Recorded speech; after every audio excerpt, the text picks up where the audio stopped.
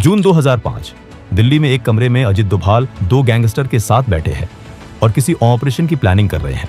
तभी वहां मुंबई पुलिस दरवाजा तोड़कर उस कमरे में घुसती है और फिर इसके बाद जो होता है वो आपके होश उड़ा देगा।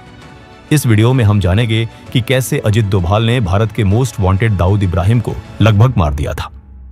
मुंबई में 1993 में हुए बम धमाके में 257 लोगों की मौत और 750 से ज्यादा लोग घायल हुए। इन धमाकों का मास्टरमाइंड था दाऊद इब्राहिम।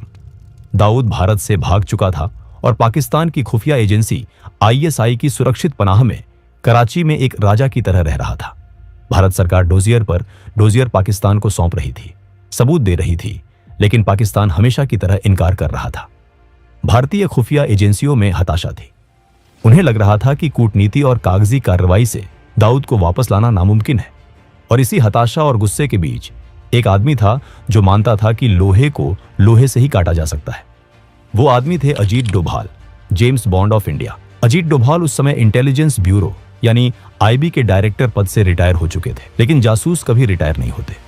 डोभाल साहब का करियर ही कुछ ऐसा रहा था कि वे लकीर के फकीर नहीं थे। 1988 में ऑपरेशन ब्लैक थंडर के दौरान रिक्शा वाला बनकर खुद मंदिर के पास घूमना हो, या मिजोरम में उग्रवादी नेता लालडेंगा के कमांडरों को अपनी बातों से ही तोड़कर भारत के पक्ष में करना हो, डोभाल ने हमेशा आउट ऑफ द बॉक्स सोचा। अजीत डोभाल काफी लंबे समय से दाऊद को पकड़ने के प्लान बना रहे थे। अपने सीक्रेट सर्विस के दौरान वो पाकिस्तान में काफी लंबे वक्त तक रहकर आए थे। उन्हें दाऊद के बारे में काफी कुछ पता था। कई बार उन्होंने दाऊद को पकड़ने के लिए प्लान बनाया, लेकिन होम मिनिस्ट्री से उन्हें अप्रूवल नहीं मिला, क्योंकि विदेशी जमीन पर जाकर ऑपरेशन करना सरकार को भारी पड़ सकता था। 2005 में रिटायरमेंट के बाद भी वे सिक्योरिटी सिस्टम में एक्टिव थे। उन्हें मालूम था कि दाऊद इब्राहिम पाकिस्तान में ISI के किले में सुरक्षित है।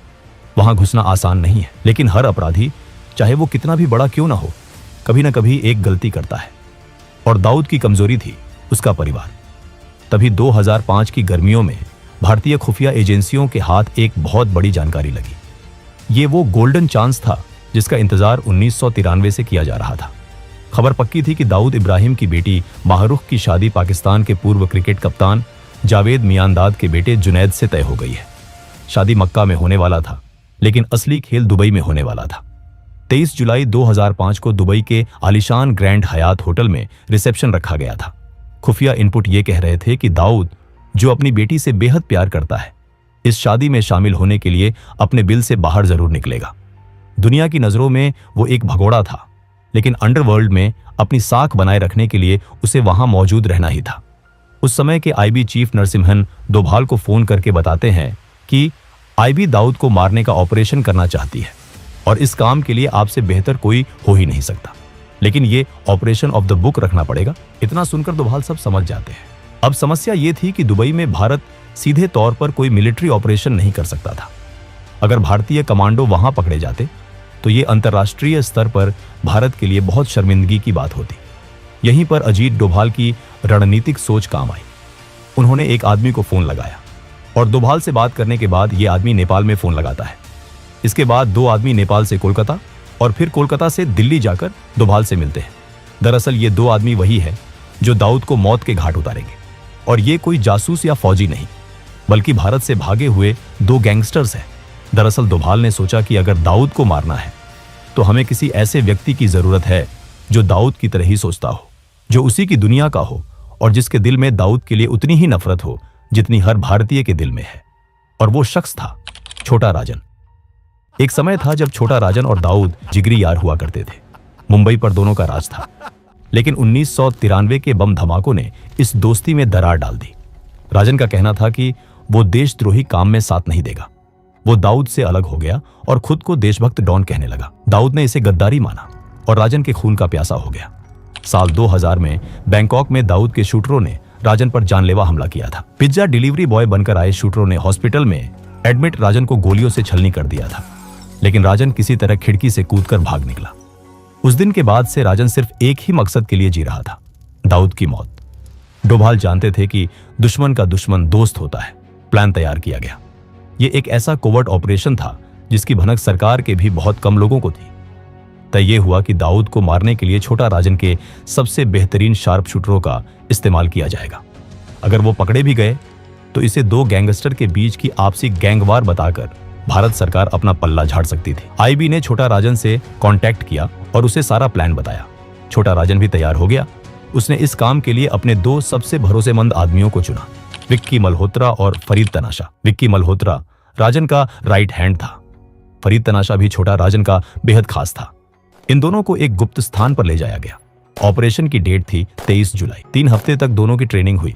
उन्हें बताया गया कि दुबई के ग्रैंड हयात होटल में रिसेप्शन है और होटल के बिल्कुल सामने वाली बिल्डिंग से क्लियर शॉट मिलेगा। प्लान यह था कि दाऊद को होटल में घुसने से पहले ही मारा जाए। उन्हें होटल का नक्शा बताया जाता है और भागने के रास्ते कौन से हैं। स्नाइपर की ट्रेनिंग दी जाती है। उन्हें बेहतरीन हथियार और दुबई के फर्जी पासपोर्ट मुहैया कराए गए। सब कुछ एक हॉलीवुड मूवी की स्क्रिप्ट जैसा चल रहा था। तैयारी पूरी थी। तारीख नजदीक आ रही थी। जुलाई का महीना था। यह ऑपरेशन का आखिरी चरण था। विक्की मल्होत्रा और फरीद तनाशा दिल्ली के एक होटल में रुके हुए थे। यहां से उन्हें अपनी फाइनल फ्लाइट पकड़नी थी। खुद अजीत डोभाल भी उस होटल में मौजूद थे।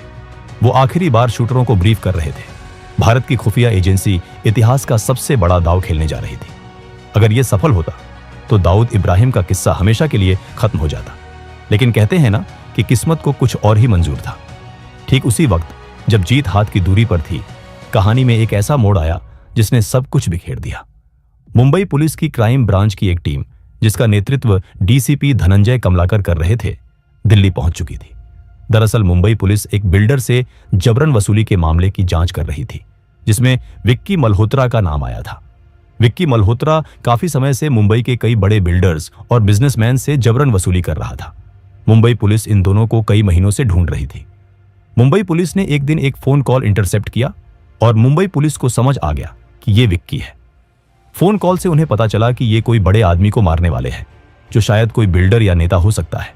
इसलिए मुंबई पुलिस ने तुरंत उसके फोन को ट्रैक किया और उसकी लोकेशन ट्रेस करते करते दिल्ली के उसी होटल तक पहुंच गई। 18 जुलाई 2005 को दिल्ली में होटल के बाहर मुंबई पुलिस की गाड़ियां रुकती हैं। उसी वक्त डोभाल उस होटल के कमरे में विक्की मल्होत्रा और फरीद तनाशा को ब्रीफिंग दे रहे थे। लेकिन तभी हथियारबंद पुलिसकर्मी होटल के अंदर घुसते हैं। वो रिसेप्शन से सीधे उस कमरे की तरफ बढ़ते हैं जहां विक्की मल्होत्रा और फरीद तनाशा रुके हुए थे। जैसे ही पुलिस ने दरवाजा तोड़ा, अंदर का नजारा देखकर वो भी हैरान रह गए होंगे। एक तरफ देश की खुफिया एजेंसी का पूर्व प्रमुख जो एक गुप्त मिशन चला रहा था, और दूसरी तरफ देश की ही पुलिस जो एक अपराधी को पकड़ने आई थी। डोभाल समझ जाते हैं कुछ तो गड़बड़ है। इसके बाद एक तीखी बहस हुई। दरअसल डोभाल उस वक्त उतना फेमस नहीं थे जितने आज हैं, इसलिए मुंबई पुलिस उन्हें पहचान नहीं पाया। डोभाल ने मुंबई पुलिस की टीम को समझाने की कोशिश की। उन्होंने बताया कि यह मामला राष्ट्रीय सुरक्षा से जुड़ा है। ये लोग एक बड़े मिशन पर हैं और इन्हें ले जाना देशहित में नहीं होगा। उन्होंने अपना परिचय दिया, अपनी रैंक और रुतबे का वास्ता दिया। लेकिन मुंबई पुलिस के अधिकारी अपनी ड्यूटी पर अड़े रहे। उनके लिए विक्की मल्होत्रा एक वांटेड क्रिमिनल था, जिस पर हत्या और वसूली के दर्जनों केस थे। उनके पास वारंट था और वो कानून का पालन कर रहे थे। डोभाल ने उन्हें अपने सीनियर से बात कराने के लिए कहा। इसके बाद डोभाल कमिश्नर मीरा बोरवणकर से फोन पर बात की। डोभाल ने मीरा बोरवणकर को अपना इंट्रोडक्शन दिया और उनसे रिक्वेस्ट की कि अभी इन्हें छोड़ दें, वो एक मिशन पर है। इसके बाद मीरा बोरवणकर ने मुंबई में आईबी के एक बहुत बड़े ऑफिसर को कॉल किया और उनसे पूछा कि क्या इस तरह का कोई ऑपरेशन चल रहा है।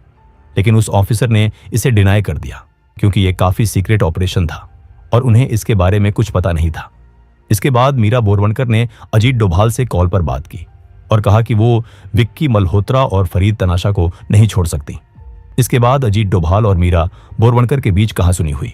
आखिरकार मुंबई पुलिस ने डोभाल की बात नहीं मानी। उन्होंने विक्की मल्होत्रा और फरीद तनाशा को गिरफ्तार कर लिया। उनके पास से जो नक्शे, दस्तावेज और हथियार मिले, उन्हें जब्त कर लिया गया। उन्हें हथकड़ी लगाकर जीप में बिठाया गया और दिल्ली एयरपोर्ट की तरफ ले जाया गया ताकि उन्हें मुंबई ले जाया जा सके। जैसे ही वे होटल से निकले, ऑपरेशन दाऊद वहीं दम तोड़ गया। वो योजना जिस पर महीनों से काम हो रहा था, वो मौका जो 12 साल बाद आया था, वो सब कुछ एक ही झटके में मिट्टी में मिल गया। इस घटना के बाद 2 तरह की थ्योरी सामने आई। पहली थ्योरी कमिश्नर मीरा बोरवणकर देती है, वो ये है कि उन्हें सच में इस ऑपरेशन की कोई जानकारी नहीं थी, लेकिन पूर्व गृह सचिव आर.के. सिंह ने एक इंटरव्यू में बम फोड़ दिया। उन्होंने कहा कि मुंबई पुलिस के कुछ अधिकारी दाऊद इब्राहिम के पेरोल पर थे। ये एक बहुत बड़ा आरोप था कि भारत की खाकी वर्दी में छिपे गद्दारों ने भारत के सबसे बड़े दुश्मन को बचा लिया। वही अजीत डोभाल से जब इस बारे में पूछा गया कि क्या ऐसा कुछ ऑपरेशन हुआ था, तो उन्होंने साफ इनकार कर दिया। उन्होंने कहा, मैं तो उस दिन अपने घर पर फुटबॉल मैच देख रहा था। खैर, सच्चाई चाहे जो भी हो, गलती हो या गद्दारी, परिणाम एक ही था। 23 जुलाई 2005 की शाम दुबई के ग्रैंड हयात में रिसेप्शन हुआ। मेहमान आए, दावत हुई। दाऊद वहां आया था, लेकिन बहुत ही गुप्त तरीके से। वो जिंदा था, सुरक्षित था। भारत का ऑपरेशन फेल हो चुका था। इस घटना के बाद विक्की मल्होत्रा और फरीद तनाशा को जेल जाना पड़ा। कुछ साल बाद वो जमानत पर बाहर आए, लेकिन फरीद तनाशा की किस्मत खराब थी। 2010 में जब वो अपने घर में था, तो छोटा राजन के ही एक विरोधी गुट ने घर में घुसकर उसकी हत्या कर दी। विक्की मल्होत्रा आज भी अंडरवर्ल्ड की दुनिया में कहीं गायब है। छोटा राजन, जो उस समय दाऊद से बदला लेने के लिए तड़प रहा था, बाद में खुद शिकार बन गया। दाऊद के लोग उसे ढूंढते रहे। आखिरकार 2015 में जब केंद्र में सरकार बदल चुकी थी और अजीत डोभाल राष्ट्रीय सुरक्षा सलाहकार बन चुके थे, तब छोटा राजन को इंडोनेशिया के बाली से गिरफ्तार करके भारत लाया गया।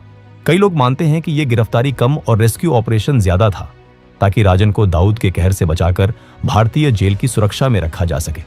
इसके बाद 2013 में भी रॉ ने एक अटेम्प्ट किया था दाऊद को मारने के लिए। 9 अननोन गनमैन को भारत से पाकिस्तान भेजा गया था। इस कोवर्ट ऑपरेशन का नाम था सुपर बॉयज। ये सुपर बॉयज पाकिस्तान पहुंचकर सारी प्लानिंग करने के बाद एक दरगाह के पास उसे मारने का प्लान बना लिया था। लेकिन लास्ट मोमेंट पर दिल्ली से एक कॉल आता है और उसके बाद इस मिशन को अबॉर्ट किया जाता है। इसके बाद सुपर बॉयज भारत लौट आते हैं। आज भी दाऊद इब्राहिम कराची के किसी इलाके में कहीं बैठा होगा। शायद वो बूढ़ा हो चुका है, लेकिन वो अभी भी भारत के न्याय से दूर है।